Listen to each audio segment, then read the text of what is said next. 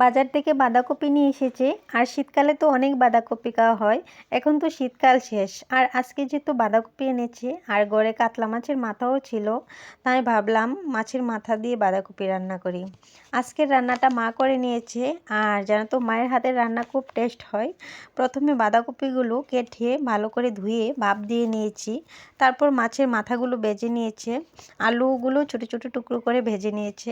তারপর কড়াইয়ে তেল দিয়ে পাঁচফোড়ন দিয়ে এলাচ দারচিনি শুকনো মরিচ দিয়ে আদা বাটা জিরা বাটা ধনিয়া বাটা হলুদ দিয়ে ভালো করে কষিয়ে নিয়েছে। তারপর কয়েকটা কাঁচা লঙ্কা দিয়ে একটু কষিয়ে নিয়েছে। আর বাঁধাকপি রান্নাতে কাঁচামরিচ দিলেই ভালো লাগে বেশি। তারপর বাঁধাকপিগুলো ঢেলে কড়াইয়ে মাছের মাথাগুলো আলুগুলো দিয়ে একটু ভালো করে কষিয়ে নিলে তৈরি হয়ে যাবে বাঁধাকপি। দেখো তো রান্নাটা কত সুন্দর হয়েছে।